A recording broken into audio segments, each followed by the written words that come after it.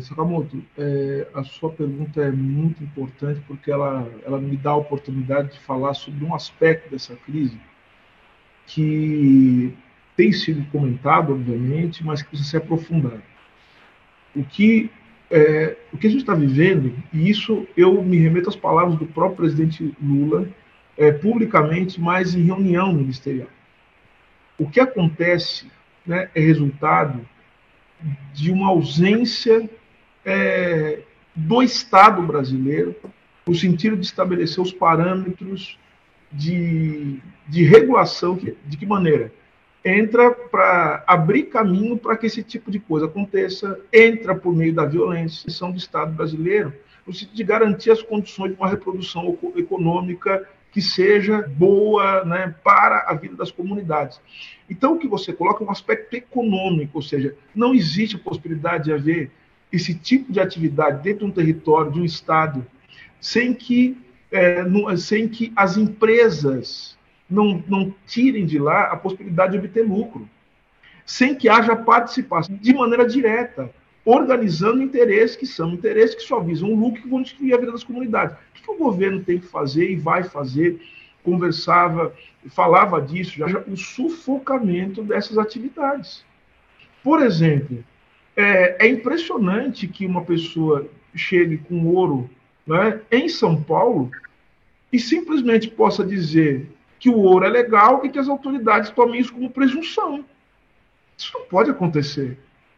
Outra coisa, e aí eu falo diretamente no que tange ao Ministério dos Direitos Humanos, que tem, e quero repetir o que você disse, tem como um dos pontos fundamentais da atuação olhar para a questão dos direitos humanos tal como ele se desenvolve da iniciativa privada.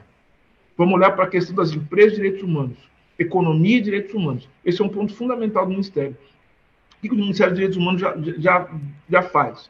Nós estamos aqui elaborando propostas para chamar, né, setores do governo, chamando para que a gente possa estabelecer um parâmetro regulatório e até autorregulatório, estimular a autorregulação no que diz direitos humanos de empresas. É isso que a gente quer fazer. Tá? Ministro, desde quando o presidente publicou aquele decreto, assinou aquele decreto, né, e ele disse, né, vamos tirar todos esses garimpeiros de lá, esses ilegais. Quantos já foram retirados desde então? Eu não tenho essa informação. Eu ainda não tenho essa informação. Parar algum avião de fuga? O que tem de novidades em relação a isso, ministro? Eu ainda não tenho essa informação. Essa informação, obviamente, ela tem que ser colhida pelo ministro da Defesa, a partir... Porque eu acho o seguinte, a primeira coisa que a gente tem que pensar é o fato de que essa não é uma ação simples. Essa não é uma ação simples, porque ela envolve o seguinte: tirar os garimpeiros de lá pode até ser fácil. A questão toda é o que fazer com os garimpeiros quando se tira de lá. Uma coisa que tem a ver com a questão econômica, a questão empresarial, é o seguinte: nós sabemos que as pessoas que estão lá poluindo os rios, né, cheios de lama, essas pessoas, elas são só a ponta final de algo que é muito maior. Na verdade, acredito eu que os garimpeiros, né, que a gente pode chamar de garimpeiros, os empresários do garimpo, talvez eles nunca tenham pisado em Roraima. E muito provavelmente eles moram onde eu morava antes, eles moram talvez em São Paulo. Mas a gente pode pensar, talvez eles sejam pessoas de altíssima respeitabilidade na sociedade. Então, isso é uma das questões fundamentais. Isso envolve um problema que é um problema de altíssima complexidade na região, dela ter alguma alternativa, ou seja, há um imbricamento, há uma fusão entre reprodução econômica e ilegalidade, e crime. Ministro, isso. O que o senhor falou, o senhor é o ministro dos Direitos Humanos, né, e é muito conhecido por isso. O senhor, quando diz, né, o que fazer com esses garimpeiros? Os garimpeiros, aqueles que estão lá, né, poluindo os rios e fazendo aquele trabalho, né? O senhor vê até que essas pessoas que estão lá podem, de alguma maneira, ser até vítimas de um esquema maior? O senhor consegue enxergar isso? Não. Então, são pessoas que estão sendo exploradas também. São pessoas que são vítimas de esquemas muito maiores de criminosos que têm uma alta penetração, inclusive em setores do Estado brasileiro. O que eu estou falando aqui não é nenhuma novidade, Porque é impossível que se chegue numa situação dessa se não houver algum grau de conivência, né, atual ou pregressa por parte de autoridades do Estado brasileiro. Né? Agora, a gente pode tratar de uma outra maneira também, que não seja apenas tratar no âmbito da culpa ou da culpabilidade. De que maneira a gente pode tratar isso? Dizer que é preciso que nós ofereçamos, eu falo nós, Estado, sociedade, enfim, alternativas para que essas pessoas não sejam cooptadas, elas não vejam como única possibilidade cair nas garras do garimpo ilegal. Eu quero repetir uma coisa que falou o ministro das Minas e Energia numa reunião. Ele disse o seguinte: não faz sentido falar de garimpo legal e garimpo ilegal em Roraima. Sabe por quê? Porque não existe nenhuma autorização para garimpo em Roraima. Toda atividade de garimpo que existe em Roraima é ilegal. Perfeito? Então, a gente precisa pensar a partir desses parâmetros.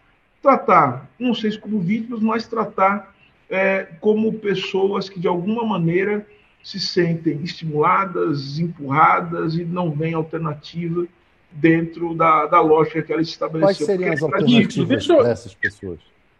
Oi? Desculpa. Thales, desculpa. Quais seriam as alternativas?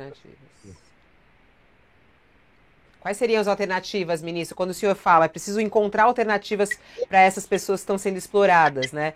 Quais são as alternativas? O que o Estado brasileiro pode oferecer a eles? Alternativas, o presidente Lula, inclusive, fez uma reunião e há um plano, né, que está sendo elaborado por vários ministérios, que chama de um plano de curto, médio e longo prazo. O que são esse plano de curto prazo? Primeiro, é resolver a situação das pessoas que estão tendo a vida ameaçada. Né? Você tem pessoas que estão sendo ameaçadas, inclusive lá que o Ministério dos Direitos Humanos está cuidando disso. Estamos inserindo pessoas no programa de proteção defensor de direitos humanos. Né, ou reinserindo pessoas que haviam sido retiradas. Olha só. Então, esse é um problema. Cuidar da questão das crianças, das meninas que estão sendo exploradas, estão sendo abusadas.